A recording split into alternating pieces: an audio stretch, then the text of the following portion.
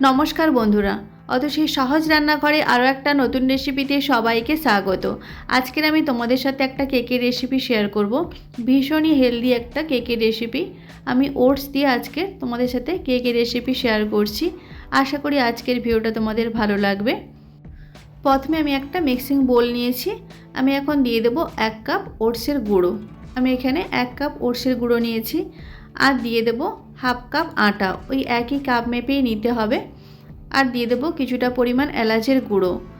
1 চামচ আমি দিলাম বেকিং পাউডার, আর দিলাম হাফ চামচ বেকিং সোডা। এই শুকনো উপকরণগুলো খুব ভালো করে মিশিয়ে নিতে হবে একসাথে।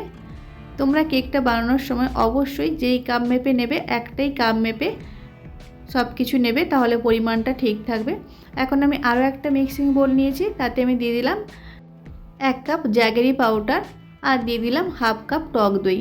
তোমরা এখানে জ্যাগেরি পাউডার না থাকলে তাহলে চিনির গুঁড়োও দিতে পারো, এখানে 1 কাপ চিনির গুঁড়ো দিয়ে দিতে পারো। এখন টক দই আর জ্যাগেরি পাউডারটা খুব ভালো করে মিশিয়ে নিতে হবে। একটা চামচ দিয়ে খুব ভালো করে দুটো উপকরণ মিশিয়ে নিতে হবে। একটা স্মুথ ব্যাটার বানিয়ে নিতে হবে। দেখো, ঠিক এইভাবেই রেডি করে নিতে হবে। এখন আমি দিয়ে দেব 3 চামচের মতো বাটার। তোমরা চাইলে এখানে ঘিও ব্যবহার করতে পারো। আমি বাটারটা মেল্ট করে নিয়েছি। এখন আমি বাটারটাও খুব ভালো করে মিশিয়ে নেব সব কিছুর সাথে। খুব ভালো করে মেশাতে হবে। একটা চামচ দিয়ে খুব ভালো করে আমি সব কিছু মিশিয়ে নেব। মেশানো হয়ে গেলে আমি শুকনো উপকরণগুলো অল্প অল্প দিয়ে একটা ব্যাটার বানিয়ে নেব। একসাথে শুকনো উপকরণগুলো দিয়ে দেব না, অল্প অল্প করে দিয়ে একটা স্মুথ ব্যাটার বানিয়ে নিতে হবে। এখানে ব্যাটারের ঘনত্বটা একটু মোটাই হবে, একেবারে পাতলা হবে না, একটু মোটাই রাখতে হবে, তাহলে কেকটা ভালোভাবে ফুলবে আর ভীষণই সফট হবে। এইভাবে অল্প অল্প শুকনো উপকরণগুলো দিয়ে খুব ভালো করে মিশিয়ে নিতে হবে।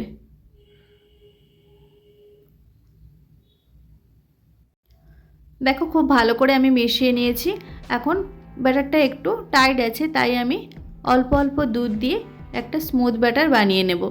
তোমরা চাইলে এখানে দুধের পরিবর্তে যে কোনো ফ্রুট জুস ব্যবহার করতে পারো। ফ্রুট জুসটা দিয়েও একটা স্মুথ ব্যাটার বানিয়ে নিতে পারো। আমি অল্প অল্প দুধ দিয়ে ব্যাটারটা রেডি করে নেব। একসাথে বেশি দুধ দিয়ে দেবো না, অল্প অল্প করে দুধ দিয়ে ব্যাটারটা রেডি করতে হবে। দেখো, ব্যাটারের ঘনত্বটা আমি তোমাদের দেখিয়ে দেব কেমন রাখতে হবে, তাহলে একদম পারফেক্টভাবে কেকটা রেডি হবে। ওটস দিয়ে এইভাবে অবশ্যই তোমরা বাড়িতে কেক বানাবে। সামনেই বড়দিন, খুব সহজেই বাড়িতে তোমরা এই কেকটা বানিয়ে নিতে পারবে, আর ভীষণই টেস্টি হয় আর খুবই হেলদি। দেখো, ব্যাটারটা আমার রেডি হয়ে গেছে। এখন আমি কিছুটা পরিমাণ ড্রাই ফ্রুট দিয়ে দেবো।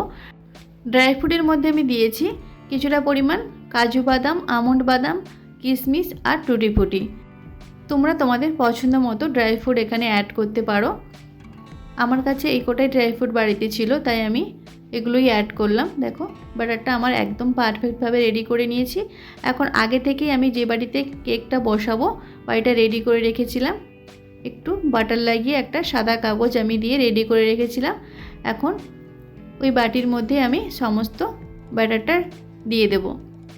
ব্যাটারটা দিয়ে আমি হালকা ট্যাপ করে নেব। দেখো, ব্যাটারের ঘনত্বটা অনেকটাই মোটা আছে, ঠিক এভাবেই রাখতে হবে। এখন যাতে দেখতে সুন্দর লাগে, তাই ওপর থেকে আমি আরও কিছুটা পরিমাণ ড্রাই ফ্রুট দিয়ে দিলাম। আমি আগে থেকে গ্যাসে একটা পাত্র বসিয়ে রেখেছিলাম। আমি প্রিহিট করে নিয়েছি 5 মিনিটের জন্য। তারপর আমি খুব সাবধানে কেকের বাটিটা বসিয়ে দেব। তারপর ঢাকা দিয়ে আমি একদম লো ফ্লেমে 40 মিনিটের জন্য বেক করে নেব। 40 মিনিট পর কেকটা একদম পারফেক্টভাবে রেডি হয়ে গেছে। একটু টেকনিক্যাল প্রবলেমের জন্য কেকটা আমি তোমাদের কেটে দেখাতে পারলাম না, তার জন্য আমি খুবই দুঃখিত। যেভাবে আমি কেকের প্রসেসটা দেখিয়েছি ওইভাবে স্টেপ বাই স্টেপ তোমরা প্রসেসটা ফলো করবে, তাহলে কেকটা একদম পারফেক্টভাবে রেডি হয়ে যাবে। আজকের ভিডিওটা এই পর্যন্ত। নেক্সট কোনো ভিডিওতে তোমাদের সাথে আবার দেখা হচ্ছে নতুন কোনো একটা রেসিপি নিয়ে। ততক্ষণে তোমরা ভালো থেকো, সুস্থ থেকো। ধন্যবাদ।